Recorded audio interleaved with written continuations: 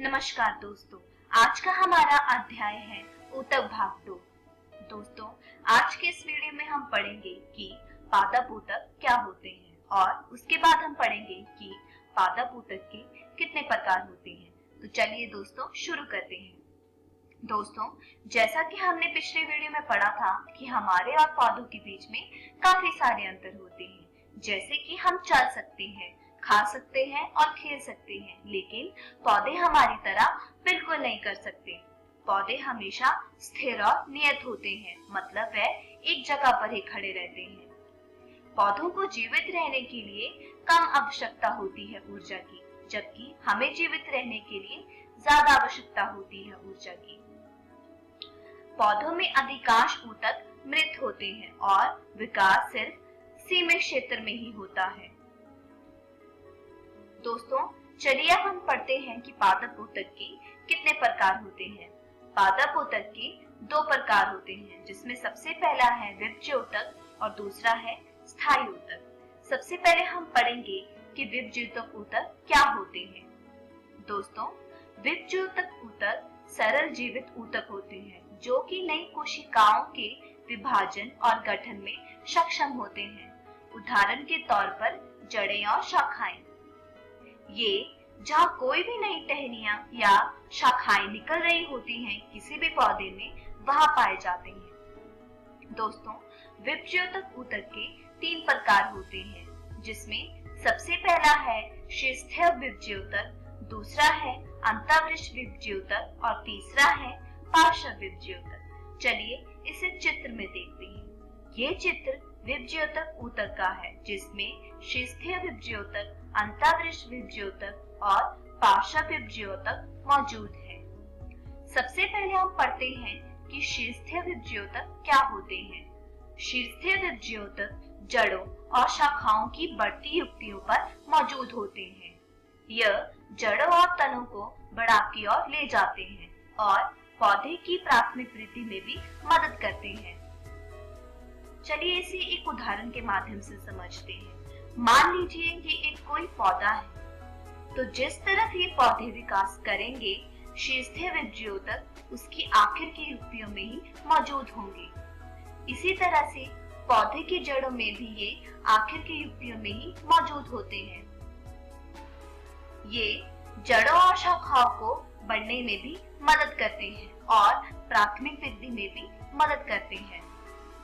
चलिए दूसरा हम पढ़ते हैं अंतःवृष्ट विभज्य ऊतक। ये इंटरनोड्स में मौजूद होते हैं और अंतःवृष्ट विभज्य ऊतक शीर्षस्थैय विभज्य ऊतक का ही हिस्सा होते हैं, जो कि विकास के दौरान पीछे रह जाते हैं और ये पौधे के अनुदैर्ध्य विकास में भी मदद करते हैं।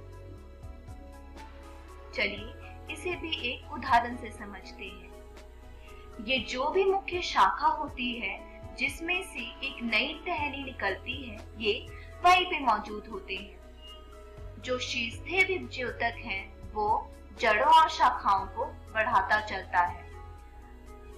शीर्षस्थैय विभज्य ऊतक का ही हिस्सा जो कि पीछे रह जाता है, उसे ही अंतःवृष्ट विभज्य ऊतक कहते हैं। तीसरा है पार्श्व विभज्य ऊतक। ये माध्यमिक विकास के लिए जिम्मेदार होते हैं। ये संवहनी ऊतक को भी जन्म देते हैं और पौधे के अनुदैर्ध्य पक्ष में भी साथ देते हैं।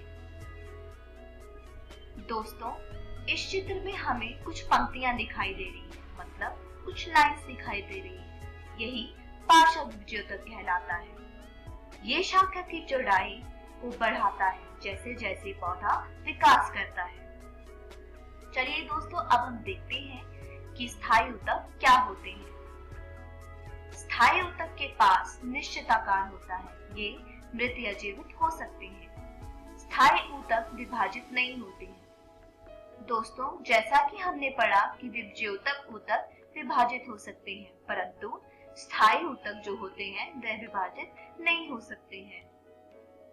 स्थायी ऊतक के दो प्रकार होते हैं, जिसमें सबसे पहला होता है सरल स्थायी ऊतक और दूसरा होता है जटिल स्थायी ऊतक।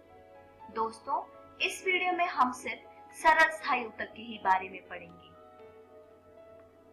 यह चित्र सरल स्थायी ऊतक को दर्शा रहा है। जबकि यह चित्र जटिल स्थायी ऊतक को दर्शा रहा है। चलिए दोस्तों, अब हम देखते हैं कि सरल स्थायी ऊतक क्या होते हैं। दोस्तों, सरल स्थायी ऊतक के दो प्रकार होते हैं, जिसमें सबसे पहला है सुरक्षात्मक ऊतक और दूसरा है सहायक ऊतक। सरल स्थायी ऊतक एक ही प्रकार की कोशिकाओं से बने होते हैं और इन कोशिकाओं का कार्य और आकार एक ही जैसा होता है। सुरक्षात्मक ऊतक के दो प्रकार होते हैं, जिसका सबसे पहले है एपिडर्मिस और दूसरा है कॉर्क या फिलाइलम। सबसे पहले हम एपिडर्मिस के बारे में पढ़ेंगे। दोस्तों, एपिडर्मिस पौधे के अंगों की बाहरी परत जैसे कि पत्ती, फूल और जड़ों में होता है। ये पौधे को संक्रमण से बचाता है।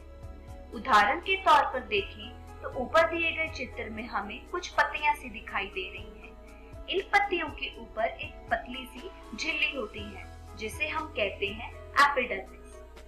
इस एपिडर्मिस के ऊपर एक मोम की परत होती है, जिसे हम जल रोधक परत कहते हैं। इस पतली सी झिल्ली में छोटे छोटे छिद्र पाए जाते हैं, जिन्हें हम रंध्र कहते हैं और इंग्लिश में कहते हैं स्टोमेटा। इस रंध्र में गुर्दे के आकार की कोशिकाएं होती हैं, जिसे बचाव कोशिकाएं कहते हैं। दोस्तों, ये चीजें हम अपनी खुली आंखों से नहीं देख सकते हैं। इन चीजों को देखने के लिए सूक्ष्मदर्शी की जरूरत पड़ती है।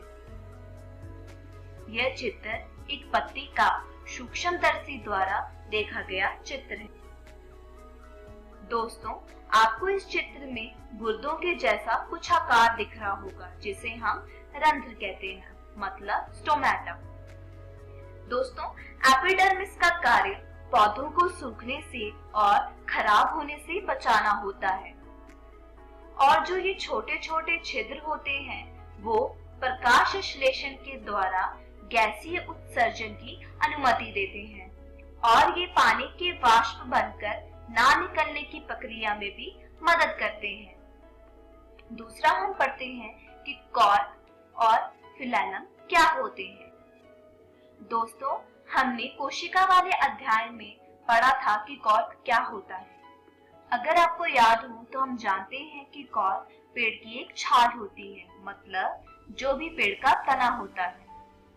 इसमें कोई भी छिद्र मौजूद नहीं होता। ये पौधों को मजबूती प्रदान करता है। कॉर्क का उपयोग क्रिकेट बॉल, टेबल टेनिस आदि बनाने के काम में भी आता है। ये सिर्फ मृत कोशिकाओं से ही बने होते हैं। कॉर्क में अंतरकोशिकीय स्थान नहीं होते हैं और ये पौधों के संक्रमण को भी बचाता है। ये पौधों के लिए झटका, मतलब अगर हम किसी भी पेड़ को हिलाने की कोशिश करें तो वह नहीं हिलता है, उससे सहने के लिए क्षमता प्रदान करता है, मतलब पेड़ को मजबूती प्रदान करता है। तो दोस्तों, ये होते हैं सुरक्षात्मक ऊतक।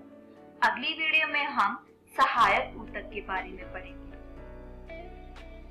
दोस्तों, इस वीडियो में हमने सीखा कि पादप ऊतक क्या होते हैं और सरल स्थायी ऊतक क्या होते हैं।